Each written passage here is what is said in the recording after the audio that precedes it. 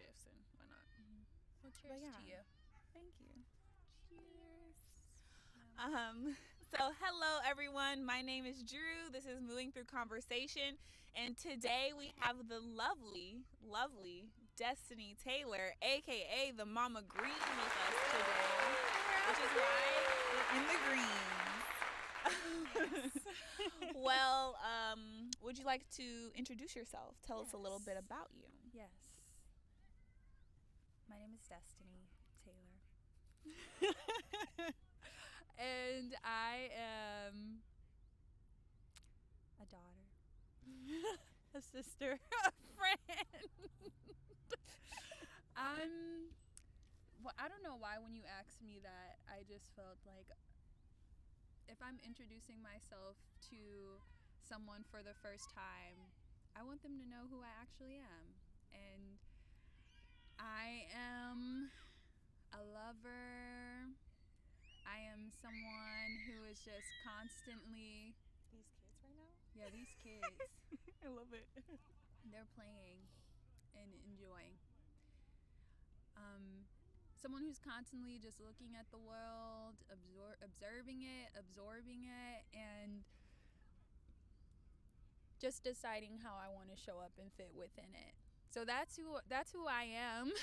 But what I contribute to the world, perhaps, is I created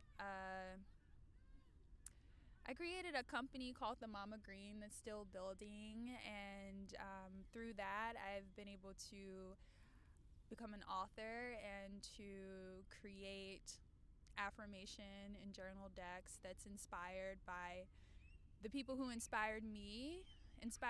So the first is Golden Mantras, and it's inspired by Black women. And the second that I'm working on, that's coming out in spring of 2024, it's inspired by women and the many ways we make money and build prosperous lives. I'm also a yoga instructor. As of when was your graduation? A couple weeks ago. Woo, woo, woo, woo. Congratulations. Shout out to the tree. Thank you. Yoga Tree Coop. I just finished my 200-hour yoga training. I'm also a sound bath meditation facilitator. So, yeah, that's me. I'm still figuring out my elevator pitch for how I introduce myself as far as what I offer to the world, but I hope that you all caught the gist, and I hope that was appetizing. If it was not, let me know in the comments. Because no, that's something that I need to work on, because that's my livelihood. I feel that. Like, for me, I think I just kind of like float around and hope everything works out, but I've never thought about my elevator pitch. Yeah. Oh, besides that, I do have I'm a marketer, like a digital marketer.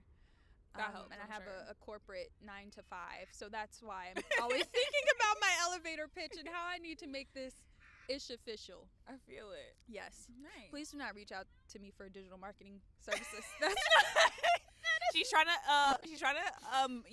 step away from that, branch into a new space, but Yes. you're using all your information. Yes. Unless they got like bands. no. No. Okay. I feel that. I like that. Unless you have stacks. Stacks. Okay, stacks. I like it. If I can't sit on it and use it at my desk. If I can't sit on it and make it work, no. But that. but if you're a friend and you want some advice, I'm here. And so, through your life's journey, I always like to know what was the shift or the pivot in your life that you feel brought you to where you are right now? So many. It's just a deep day for me, y'all. I'm going to figure out how I can make the things compact. I'm also a Pisces. I'm going on a bit of a trip today. I don't know if that's appropriate for the conversations we're moving through. Of course. We're always tripping Yes. through life. We're tripping through life.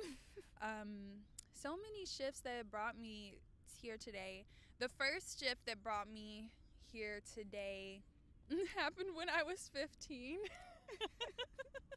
And my grandmother... Okay, wait. Before you get into this, can you paint us a picture of what 15-year-old Destiny looked like? 15-year-old Destiny was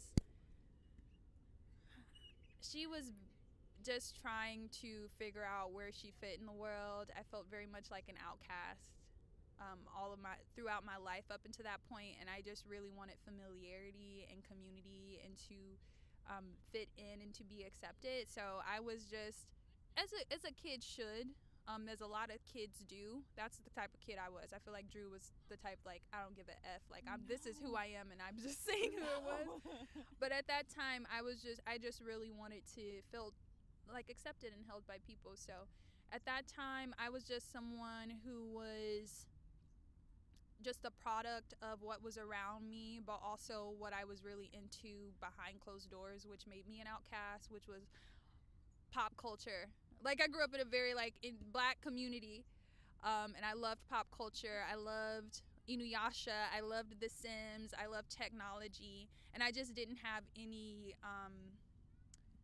that wasn't represented around me, so I didn't know how to, like, express that and accept that or couldn't find community within that. So at this time at 15, I was in I believe I was like a freshman in high school, and I was being a class clown. Like, I wanted to make everyone laugh, which is interesting because I don't care to make people laugh these days. That's not for me. But my grandmother, I was being a class clown. My freshman teacher called my grandmother, and she was like, we're going to call home today because I feel like I see something in you, Destiny, that's not this. I don't remember that teacher's name, but she was great. And my grandmother. Shout out to teachers. Shout out to her. She was a great teacher. I grew up in the public school system in Indiana, and it wasn't great, but that was a good teacher. And my grandmother had a conversation, and she just told me to just think about the life that you want to have, who you want to be in this world, and make sure that I'm stepping into the world every day to become that person and step into that life, and to ask myself if who I am right now in this moment and acting, how I'm acting, if that leads me down that path. She didn't say it in those words, but that's how I think about it now. Yeah, and then from that point on, that's when I finally was like, this is who I am. This is who I'm going to be. And yeah, I feel like that's the first moment that, like, brought me to who I am today. Yeah. Nice. I love that. I think that's a good age. Like, mine didn't happen for a while. I was a wild person. Yeah. So at 15 to be like, no, I need to wrangle myself. Who am I? Like, that's really wonderful. Yeah. And I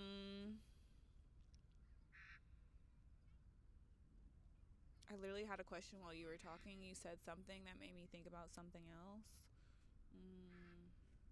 While you think, there are these clovers, and every time I'm in the grass and I see clovers, I'm constantly looking for that 4-leaf.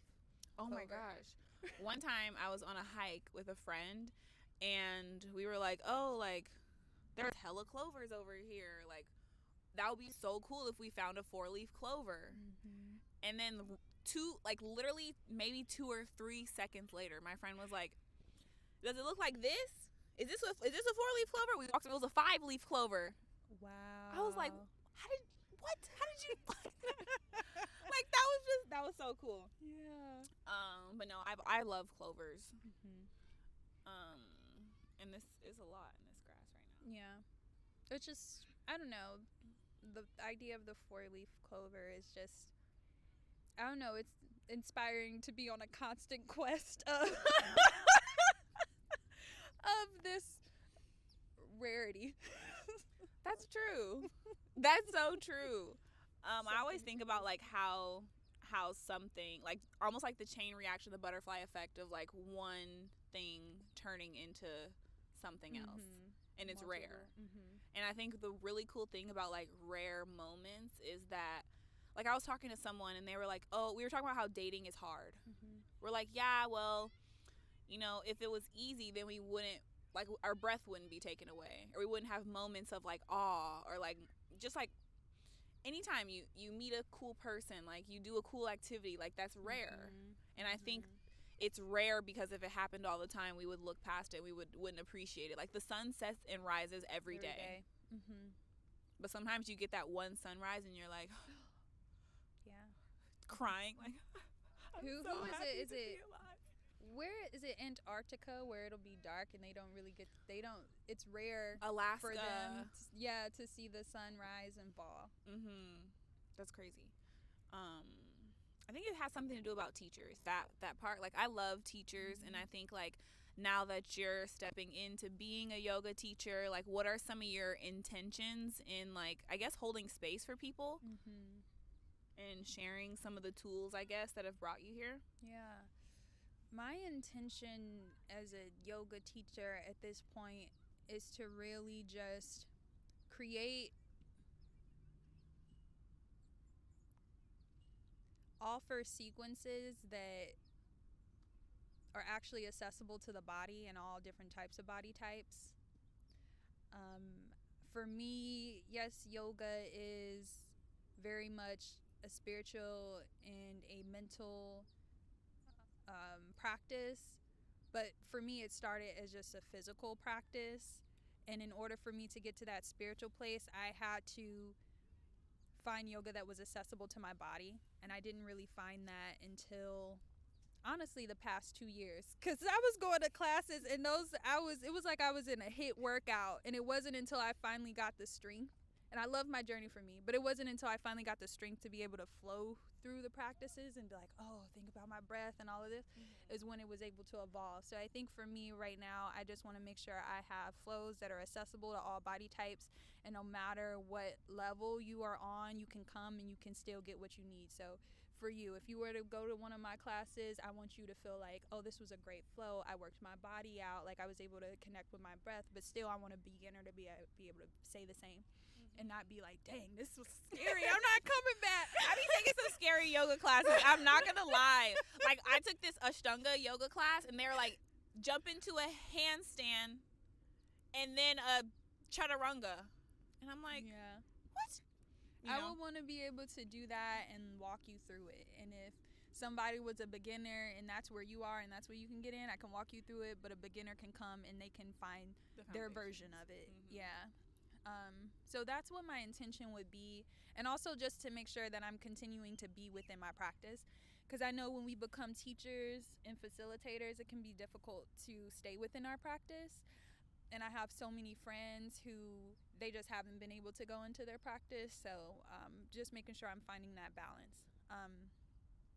And then you said, there was a second part to the question. You said tools to offer, I think. I guess like as a teacher, like how do you just kind of like how do you want to show up? Because I think teachers are very important. Like I've had some really amazing and incredible teachers throughout my journey, and I think like that's my goal and my intention is to like be a good teacher so other people can have things to look towards, or just tools and resources when if they want to take that First journey. off, I want to say you're a great teacher.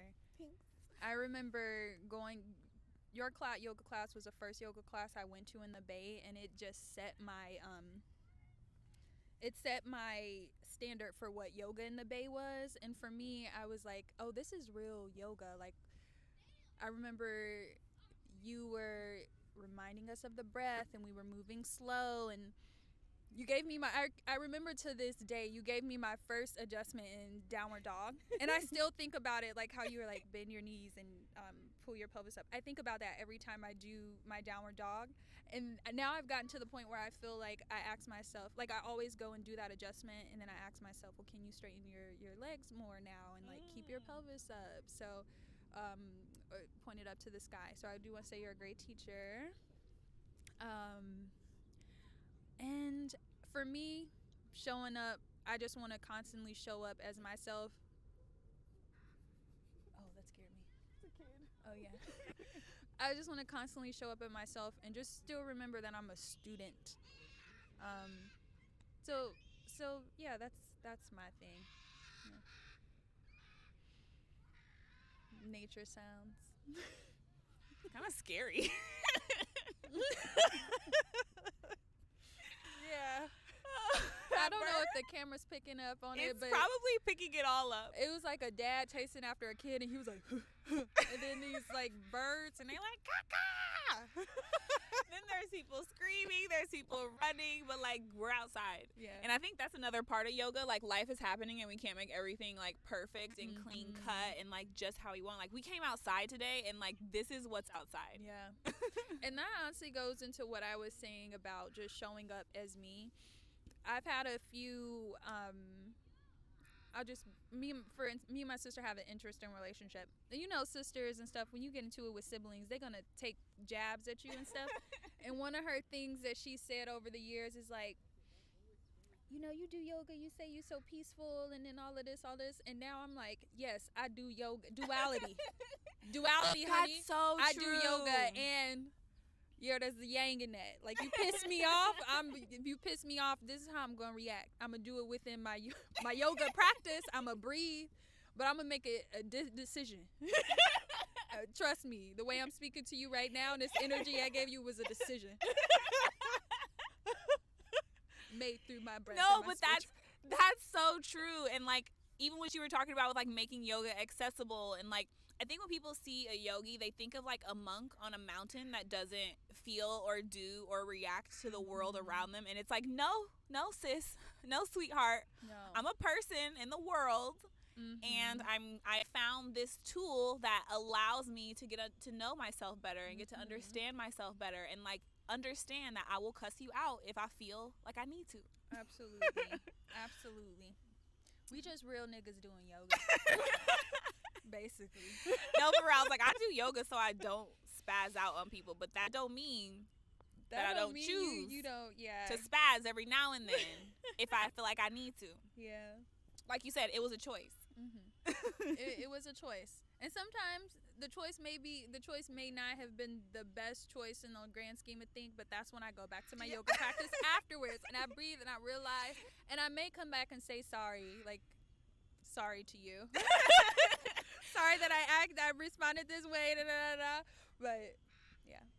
I think that's like, you can forgive yourself and other people. I think forgiveness is also a part of the yoga. Absolutely. Because no, we don't always show up as the person that we strive to be, or the person that we teach is the right person to be. But I think like understanding again duality and having forgiveness is really important. It is. And so, do you have any cool or fun projects coming up, or things or activities that you would like to share to our community? Yes. Well, my second journal and affirmation deck, Prosperity Mantras. There's a cool subtitle that comes with it, but I don't want to share yet. It comes out in the spring, and it's inspired by and dedicated to women and the many ways we make money and build prosperous lives. And it honors both the Queen of Cups, like our emotions, and the Queen of Pentacles, just physical resources. It honors that duality. So that's coming out in the spring, and I'm excited for that. And I hope that people just resonate with it, and that it helps whoever invites the cards in their lives expound upon how they build prosperity and abundance in their life. So there's that. And through my yoga practice, something that I'm excited about, if you're watching and you know of any avenues where I can further explore this, is that so I had a sister who passed away when I was young. Her name's Deshauna. Was the most amazing person ever. But she had spinal muscular atrophy. I can never pronounce it correctly, but it was a physical disability. And she was she wasn't really paralyzed from the waist down, but she wasn't as mobile with her legs. Like, she couldn't walk. She was in a wheelchair. And I saw just how difficult her life was, how she was just, her mind was very creative. She was very bright, but her physical disability hindered a lot of just her exploration, not only physically, but mentally, just based off of how people viewed her. So I told myself when she passed that I want to contribute some of my life's work to serving her and children like her. So this year I'm finally going to do that, and part of that is teaching or facilitating yoga for kids who have a physical disability and perhaps paralyzed from the waist down. So that's something that I'm exploring next year. So if anyone has any avenues on how I could do that, any guidance on how to work with children with physical disabilities, let me know. I might have some resources for you, because I taught trauma recovery yoga when I was in Vegas, and we taught to people who were paralyzed, We talk to people who are, we taught to people who are partially paralyzed. We taught at women's shelters. So I might be able to dig up some resources I would for love you. that. Thank you I think for this is sharing my that. first time sharing with you. Yeah, I had no idea. I've known you for a while now. That's really crazy. I was like getting a little teary eyed over here. Well, at least I think it's beautiful to like honor people's memory by like showing up for them in ways that maybe the community didn't show up for them. So that's really cool. Thank you. So that's something I'm passionate about. I even got on myself a bit. I was kind of disappointed in myself that I hadn't fully explored that, but I gave myself grace. Like, you're growing. You were only 28. you had your 20s, you had your teens, your sister passing affected you. You had to figure that out. So now I'm at a place where I can explore that, and I'm just honoring that. So yeah, those are the two solid things that I'm excited to share. But other than that, I'll be hopefully teaching yoga, hosting workshops within like my realm and skill set of affirmations, of building prosperity, self-actualization, awareness, and inviting in movement like yoga, whether it's yoga or sensual movement, or inviting in my love for the arts, so crafts and music such as sound baths. Those are things that I'll be exploring. Nice.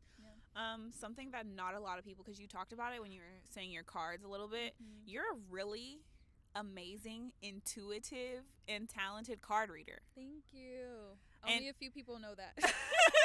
Well, now more people are gonna know that.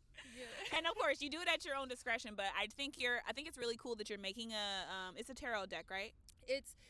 It's an affirmation and journal deck. It's inspired by tarot. Got it. But really the main reason why I lean into affirmations and affirmations and I was going to say journalism, but journal prompts is because it's, again, that accessibility. Like, it doesn't matter what your religion is or what your beliefs are. You can receive what is being offered. So that's really why I decide to do those. I like that.